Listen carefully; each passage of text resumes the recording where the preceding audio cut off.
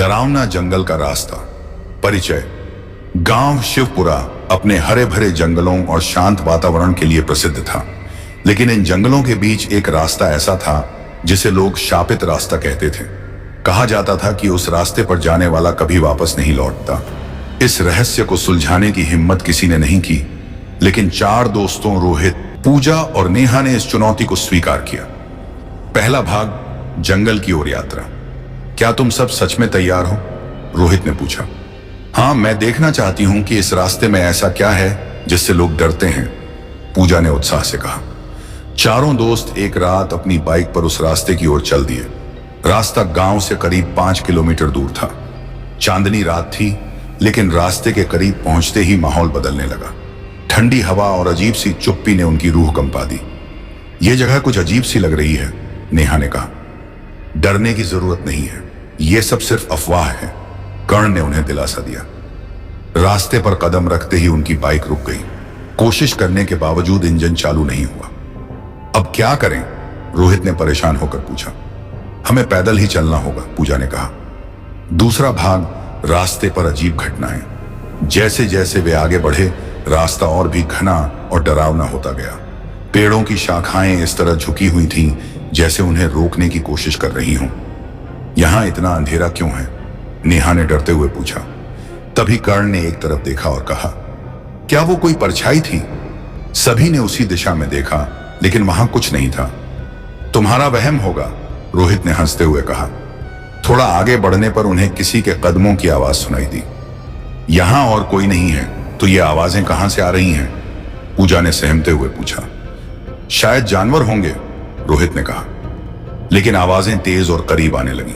सभी ने एक दूसरे की तरफ देखा और समझ गए कि कुछ तो गड़बड़ है।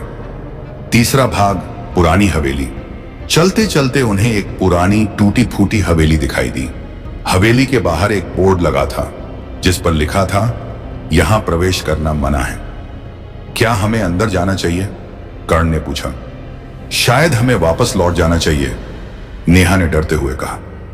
हम यहां रहस्य सुलझाने आए हैं, वापस जाने का सवाल ही नहीं उठता, रोहित ने दृढ़ता से कहा।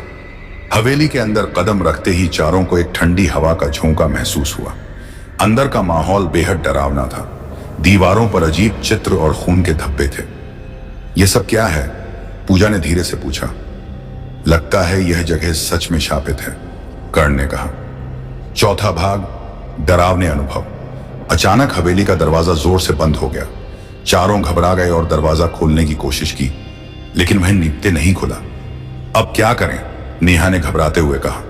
तभी एक कमरे से आवाज आई, तुम्हें यहां नहीं आना चाहिए था। सभी ने एक दूसरे की तरफ देखा और हिम्मत जुटाकर आवाज की दिशा में बढ़े। कमरे के अंदर एक पुरानी कुर्सी पर बैठा एक आदमी दिखा। उसकी आंखें लाल और चेहरा बेहद डरावना था।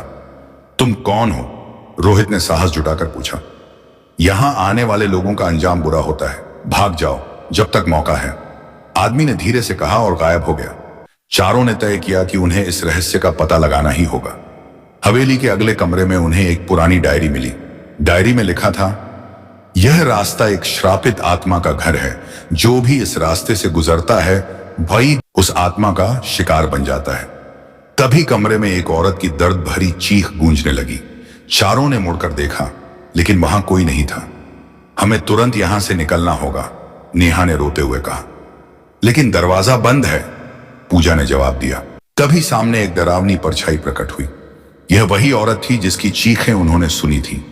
उसकी आंखों से खून बह रहा था और वह गुस्से में चिल्लाई, तुम लोग यहां क्यों आए हो? हम सच जानना चाहते हैं, रोहित ने डरते हुए कहा। सच यह है कि यह रास्ता मेरे खून से बसा है। जब तक मैं अपने हत्यारों से बदला नहीं लेती, मैं किसी को शांति से जीने नहीं दूंगी, औरत ने कहा। चारों ने समझ लिया कि यहां फंसने का मतलब है मौत। चारों ने मिलकर दरवाजा तोड़ने की कोशिश की, लेकिन हर प्रयास नाकाम रहा। तभी कर्ण को याद आया कि डायरी में कुछ रहस्यमयी शब्द लिखे थे। शायद हमें ये शब्द बोलने चाहिए, कर्ण ने कहा। उन्होंने उन शब्दों को जोर से बोला और दरवाजा अपने आप खुल गया। चारों तेजी से भागते हुए बाहर निकले। आखिरी भाग, जंगल का अंत। रास्ते पर वापस आते ही उन्हें महसूस हुआ कि उनके पीछे कोई उनका पीछा कर रहा है। जब उन्होंने पलटकर देखा तो वह औरत खड़ी थी, लेकिन इस बार उसकी आंखों में शांति थी। तुमने मुझे मुक्त कर दिया, अब यह रास्ता सुरक्षित है, उसने कहा और गायब हो गई। चारों ने राहत की सांस ली और गांव लौट आए। लेकिन इस घटना ने उनकी जिंदगी हमेशा के लिए बदल दी। निष्कर्ष, रास्ते का रहस्य सुलझ गया था, लेकिन यह अनुभव उनके दिल में हमेशा डर के रूप में बना रहा। शिवपुरा का शापित रास्ता अब शांत था, लेकिन जो कुछ उन्होंने देखा वह कभी भुलाया नहीं जा सकता।